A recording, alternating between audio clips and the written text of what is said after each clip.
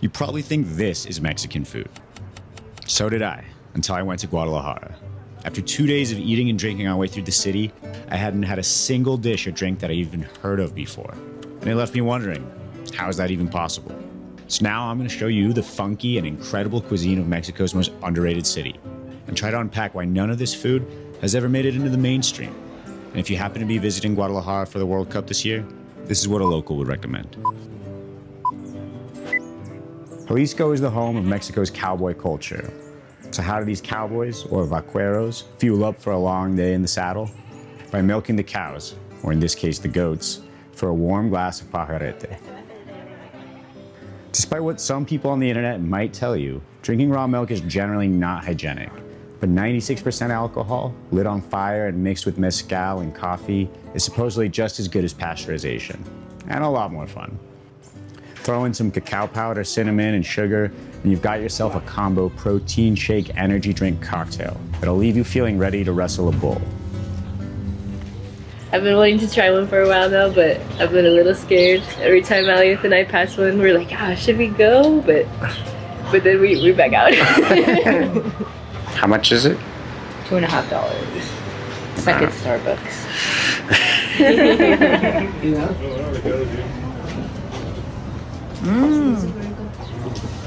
Whoa.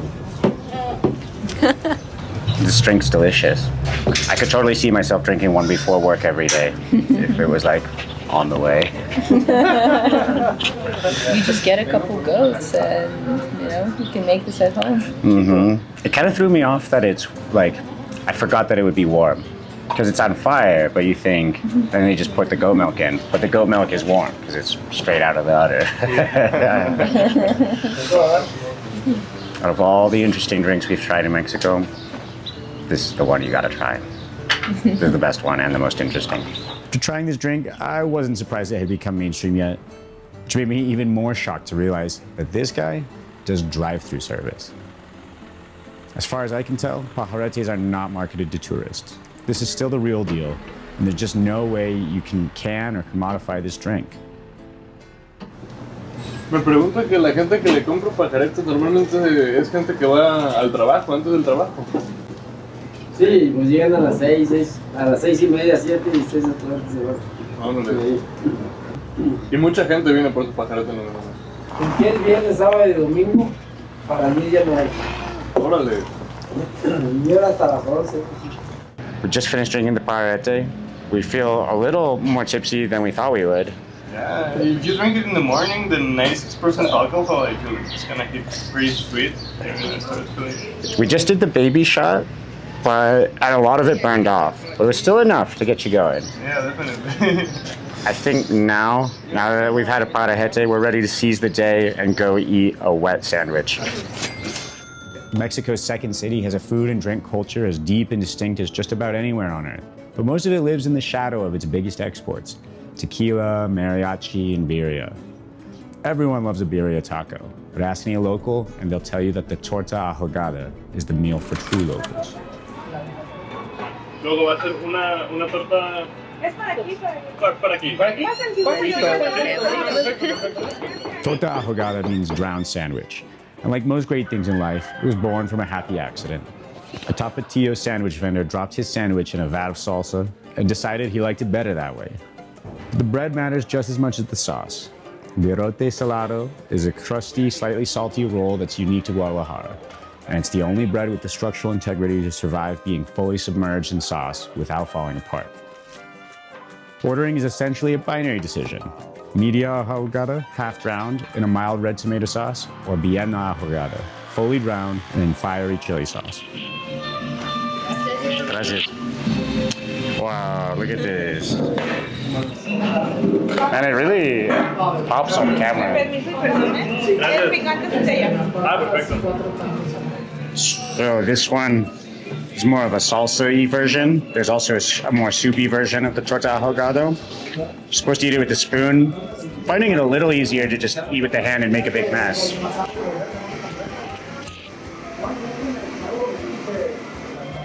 Can you describe the texture? Like soggy bread, yeah, for sure. Like soupy sandwich. Exactly what you expected with the drowned sandwich, but it's good. I like it. I really love this. This is super delicious, and I wish all my sandwiches could be drowned sandwiches now. Georgia and I disagree. We prefer the regular crusty sandwiches. I like a dry sandwich. You're from Guadalajara. Drowned or dry? I think my opinion maybe is a little different because I grew up in here and I always had like a brown sandwich, and then when I tried a dry sandwich, it was like a revelation. But I think I'll go with Nick. I think brown sandwich is better. Yeah. Believe it or not, there are over 1,000 places to eat Torta Ahogada in Guadalajara alone. It might not look like much, but this is the town's Philly cheesesteak, the deep dish pizza, the pad thai if it never made it out of Thailand. It's also the official dish served at Estadio Guadalajara, where hopefully thousands of newcomers to the city will ruin their jeans trying to slurp it down this summer at the World Cup. Most of the things we're going to eat this weekend are local to Jalisco and the surrounding area, but this next drink has been consumed across Mexico for thousands of years. If I'm being honest, it's kind of gnarly. Pulque is the fermented sap of the agave plant, the same plant that makes tequila and mezcal. But instead of distilling it, you harvest the sap and let it ferment naturally from wild yeast and bacteria. The result is a thick, almost glue-like liquid that's around 5% alcohol, give or take.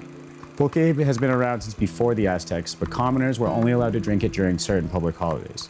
As recently as the 1920s, there were over 1,500 pulquerias in Mexico City alone. As the country grew wealthier, a lot of Mexicans switched to beer, and by the 1960s, pulque had almost completely disappeared. Now it's undergoing a revival, particularly in Guadalajara and Mexico City, but it's still fairly niche, and I have a hard time seeing it take over beer anytime soon. Okay, here I'm gonna try Pulque natural flavor.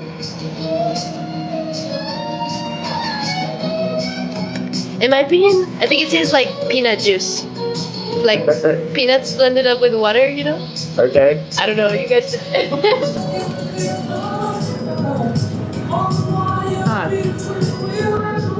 I get the nutty flavor, but it's weird because it looks liquid, but it tastes jello. Like when you drink it.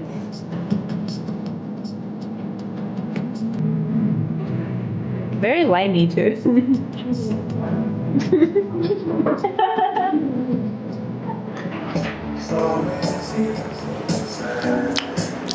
Yeah, it's pretty creamy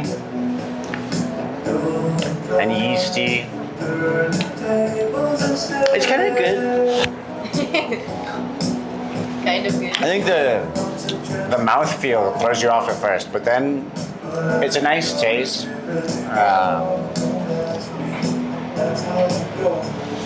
A bit like dough water. Dough water, yeah.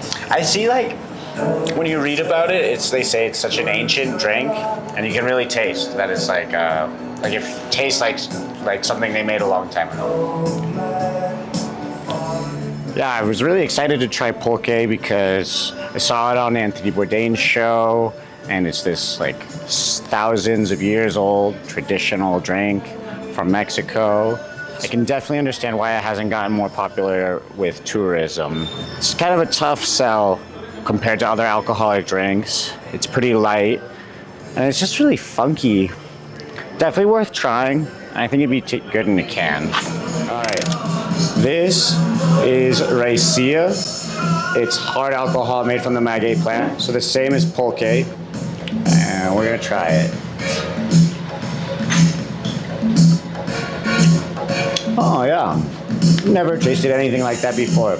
It tastes a little bit like mezcal, if I had to pick. It's very smooth. I'll be curious to know if it's 40% alcohol or not, and I would highly recommend this. It could be good in a cocktail as well. I feel like the more I drink it, the less I'm into it. But the first couple sips were like mind blowing because I thought it was the best hard alcohol I've ever tried. Wow. But it's fast going. Raicilla is made from wild and semi-wild agave varieties found in the mountains surrounding the city, roasted and distilled on small artisanal farms. If there was such a thing as Mexican moonshine, it would be Raicilla. Its producers have been making it deep in the hills to escape taxation for centuries, but that's starting to change. In 2019, the Mexican government granted Raicilla a denomination of origin, the same kind of protection that tequila and champagne have. To me, Raicilla actually tastes better than tequila. It's more complex. And just like so many other things in Guadalajara, it never got swept up into industrial capitalism and global commodification. It does give you a pretty similar hangover to tequila though. But luckily, Guadalajara has just the cure. Tenía otra bebida también, ¿verdad? La tecuixtle, tepache, ajá. Y tepache. Tepache. El tejuino y uno de tepache. Cheers. Georgia, is this your favorite drink? It's my favorite drink in Mexico. It's so good. Normally they serve it with nieve de limón or like lime sorbet. It's so good. Sale de... Tejuino is a fermented corn masa mixed with raw cane sugar, or piloncillo. Lightly fermented for 2 to 3 days, served cold with a pinch of salt. Like Pulque, Tejuino has been around for thousands of years, likely invented by the Nahua people. But unlike Pulque, you can't really find Tejuino in Mexico City or anywhere outside Guadalajara and Colima. It tastes almost like thick, like mango juice, like corny. Sorry, what is that? This is called tepache. It's like a fermented pineapple juice. Oh. Everything is fermented in Mexico. But it's delicious. You gotta try it. Whoa. Okay, this is bomb. Is it alcoholic? Or It can be. Oh, it can be. I don't know. This probably doesn't have a lot, but probably a little. I was gonna say this would make a really good pina colada. That's super delicious. Right? It's like effervescent pineapple. For what? Effervescent. What does that mean? A little like bubbly from the fermentation. One of the most annoying and funniest things about Mexico is people just put speed bumps up wherever, even if you're not working in road construction. And a lot of times people will put a speed bump up to slow people down so they'll stop at their fruit stand or whatever else it is that they want them to stop for. You know what's even easier than driving over a speed bump? Hitting the subscribe button. And it'll do a lot to help out our little YouTube channel.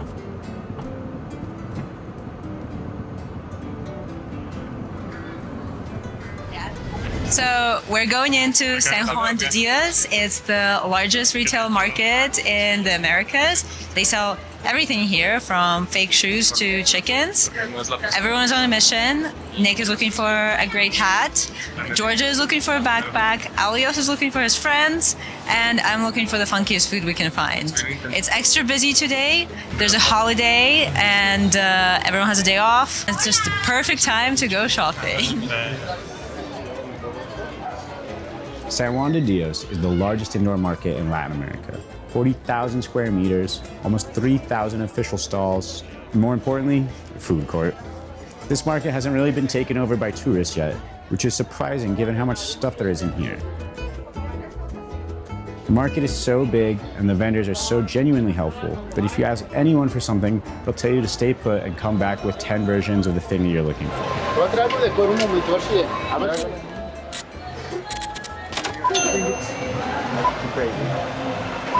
Yeah, no, this one is crazy. Parece como pirata. Pueden checar entre ellos, veo a ver quién encuentra otro. Like, oh shit. Oh, way. Dude, those are the ones that This be is pretty the good. moment. Let's go to the Porte Habitat.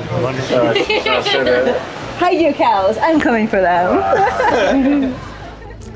Sadly for them, I'm a pretty picky hat shopper. But Stas found something perfect. Ticket after the purchase. Muy bien. Gracias. Sí, amigo. Oh shit. Tripping? Weird enough or not? Nah. Okay. I always eat fried little fish. Little do they know I'm a freak.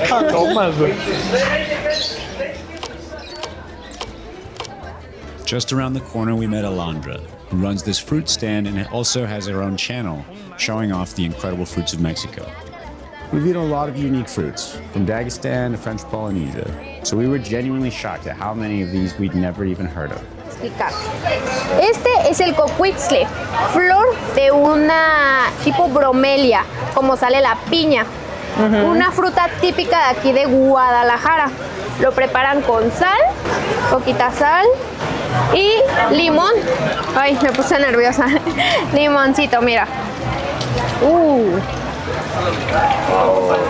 Es una fruta cítrica, también lo usan como remedio. Eso lo pueden hacer en té y es muy buena para las piedras en el riñón. It's really good. It's super juicy and sweet. And the lime and salt and tahini just make it the perfect combo. Oof. That was a good bite.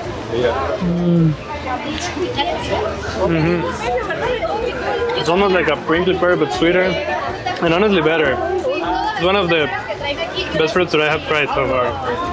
Recommended. First time? Yeah, first time. Despite how good it is, it's not commercially farmed.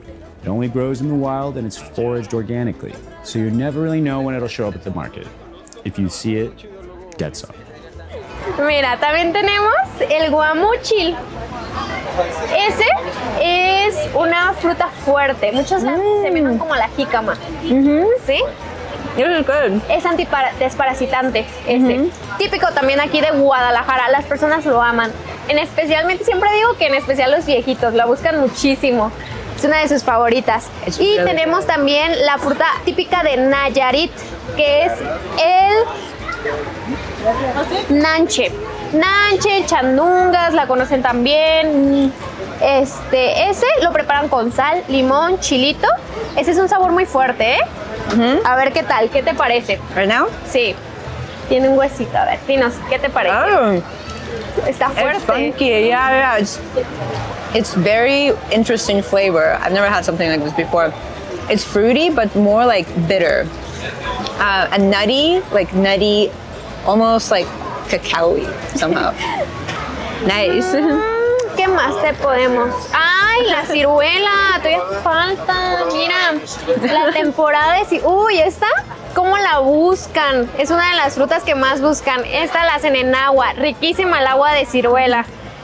Y pues aquí no es la excepción. Aman en la ciruela. Mira.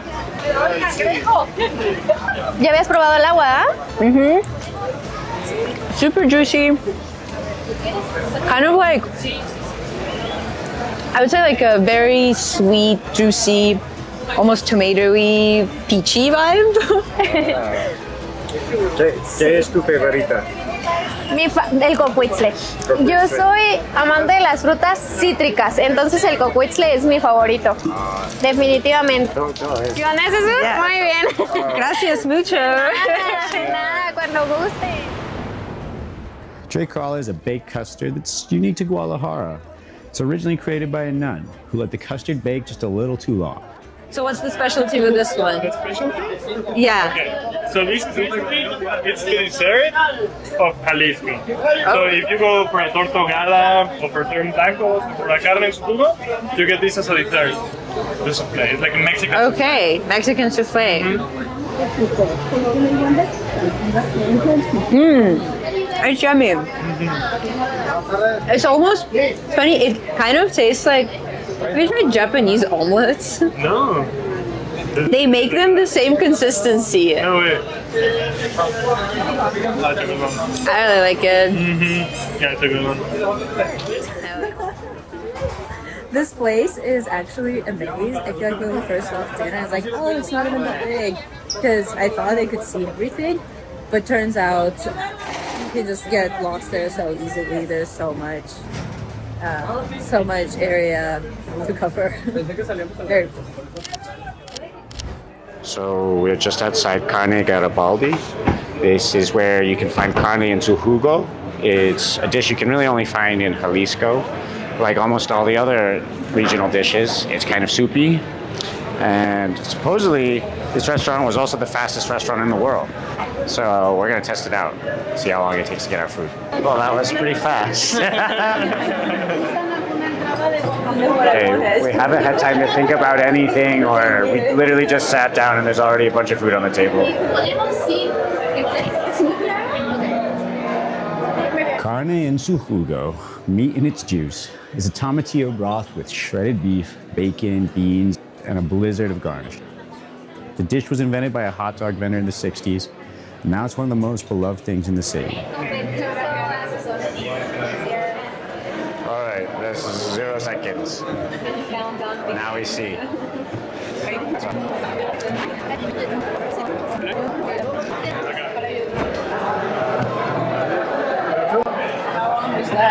Gracias. How long was that? Not very long. I don't think it was Less than a minute for sure. Yeah. like 25, 30 seconds maybe. They're pretty fast. Alright, what do you have there? It's carne in su jugo, and it looks delicious. Oh, it's really tender and really savory, and it was just so damn fast. Why are Guadalajara's most beloved dishes so soupy? Nobody seems to know, but it's hard to care when it tastes this good.